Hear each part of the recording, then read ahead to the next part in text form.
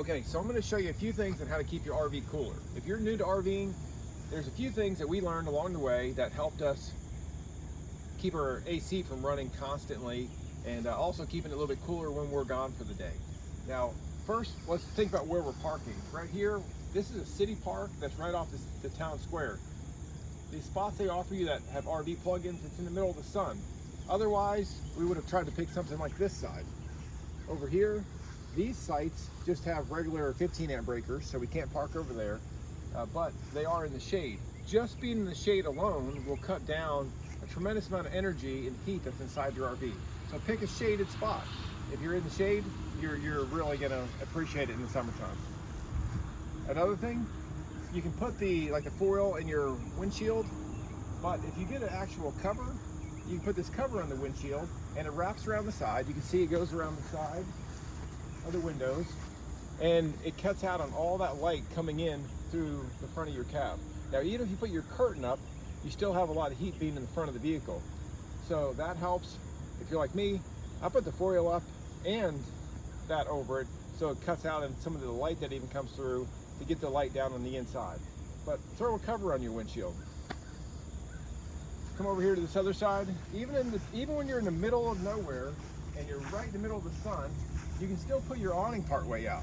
Now, don't put your awning all the way out if it's real windy outside, because you'll rip your awning off. But you can still put it out a couple feet, 2-3 feet. If you're leaving for the day, the other day we got out, we're in a Blacktop parking lot. We got out, we put the awning out a few feet.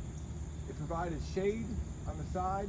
Now you can see right now where the sun is, we have a lot of shade over here anyway, but here in a little bit when the sun comes over, that awning being out a little bit is gonna keep some shade on this side of the vehicle.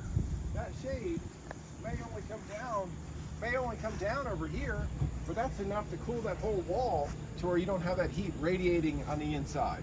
So those will help you out. Now come on inside, let me show you something else.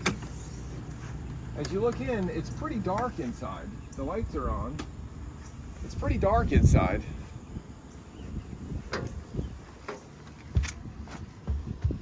Here, come on in here.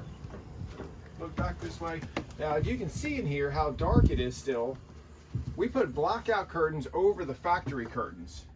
Okay, you want to hit that light? So, we just went to Walmart and got some blackout curtains. Now, under these blackout curtains is just the factory blinds. Now, you see these factory blinds, they don't take a lot of the sun away. Still a lot of light coming through here. If you were trying to, if you're trying to sleep in, if you don't put some blackout curtains over your windows and keep it dark in here, these blinds that come from the factory make it like daylight in here to begin with. But having these on, you can feel these after it's been in the sun. There's a lot of heat that is being stopped by these. So when the light comes through, that's going to cut down, give you some more shade inside. That'll help you out a little bit more. That's on all the windows in the bedroom and on the side windows. Now in the front, if you have a Class C like we do, you have a curtain that can separate. Now there's no reason to, here, you want to come back here where you can see this a little more.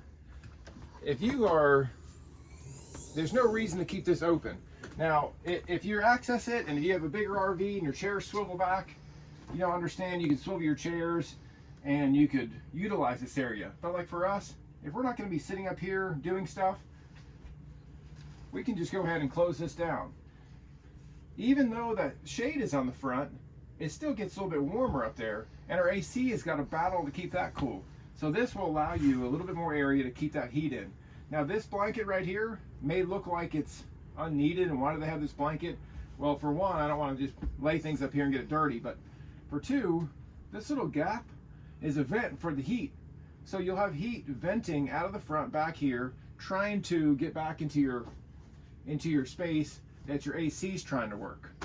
So this will keep your heat out. First of all, you got your cover on the front and you're keeping your heat in there. Now you're keeping all that heat up inside there out of here. Now, if I'm just parked somewhere for a single day, of course you want to keep it even cooler. You can leave your slide in if you're going to be gone for the day, and that's going to save you not only having to cool a smaller area. But one more thing. if you are in a blacktop parking lot, middle of the day, like we were the other day, we left it, it was 85 degrees outside, 82 degrees, 83 degrees outside, blacktop parking lot. We left the front covered, we left this set up like this, and we left the slide in. And normally in our car at home, you know, it'd be getting, well, people be dying inside of it. But what we did here is we just left the side window open. We just left this window open a few inches like that. Put the covers on, left it to where air could still be traveling through in this corner. And then we came back to the bathroom and propped the bathroom, put something here to make sure the bathroom door stayed propped open. Opened up our fan, our ceiling. Now make sure, if you don't know, because you're new, if you turn your fan on, you can't pull any air unless you actually open the vent. So we opened our window over here. And then we opened the ceiling over there. We turned our fan on, so that creates a draft coming through here. And after 5 hours of it sitting in a blacktop parking lot with the awning out a couple feet, this open on the side and that fan on, max temperature up here on the ceiling only reached 90 degrees. So it was cool enough that if you wanted to, if you were in here, you wouldn't have had to run the AC, you wouldn't have had to have the generator on. And more importantly, if you have to drive out to a campsite after that, you don't have to spend 4 or 5 hours trying to cool 110, 120 degree appliances and everything down to get down to where you can sleep okay at night. Okay, those are a few hints to help keep your RV running cool or staying cooler throughout the day.